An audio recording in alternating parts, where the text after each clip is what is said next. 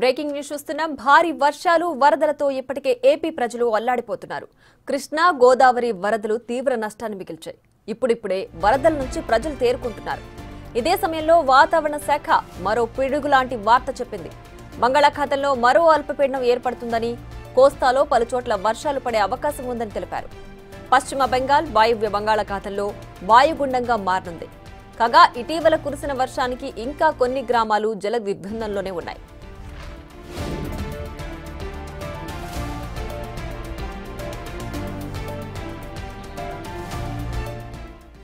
Right, ఇదే అంశానికి సంబంధించి మరింత సమాచారం మా ప్రతినిధి రాజు ఫోన్ లైన్ లో అందిస్తారు. రాజు, చెప్పండి, ఏపీకి మరో జలగండం ఉండనున్నట్టు వాతావరణ శాఖ అధికారులు హెచ్చరిస్తున్నారు కదా. మరో అల్పపీడనం వల్ల ఏ ప్రాంతాల్లో వర్షాలు కురిసే అవకాశం ఉంది? దీనికి సంబంధించి డీటెయిల్స్ ఏంటి?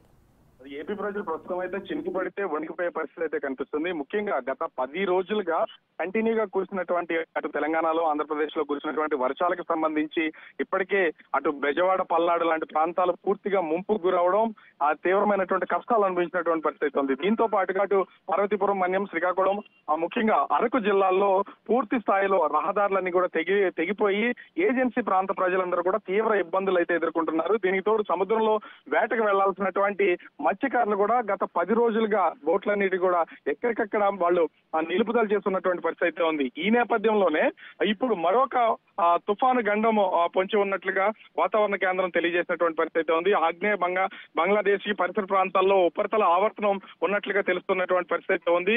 కోస్తా బంగ్లాదేశ్, ఉత్తర బంగాళాఖాతం పరిసర ప్రాంతాల్లో ఈ అల్పపీడనం ఏర్పడే అవకాశం అయితే ఉంది.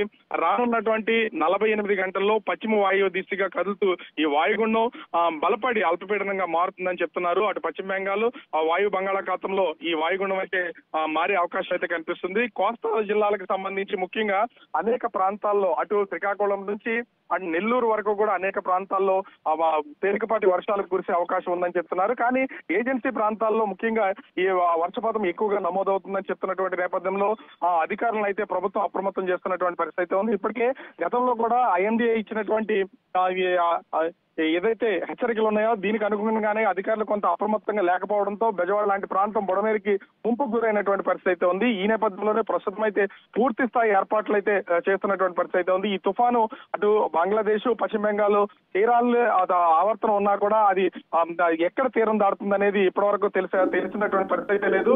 మరొక 48 గంటల్లో ఈ అల్పపీడనం వాయుగుండంగా మారే అవకాశం ఉందనేది వాతావరణ కేంద్రం నుంచి తెలుస్తున్నటువంటి హెచ్చరికలు అయితే ఉన్నాయి. ఈ నేపథ్యంలోనే ఆంధ్రప్రదేశ్ లో ఉన్నటువంటి అధికార యంత్రాంగాన్ని ప్రస్తుతం ప్రభుత్వం అప్రమత్తం చేస్తున్నటువంటి పరిస్థితి కనిపిస్తుంది. Priya. Right Raju, thanks for the updates.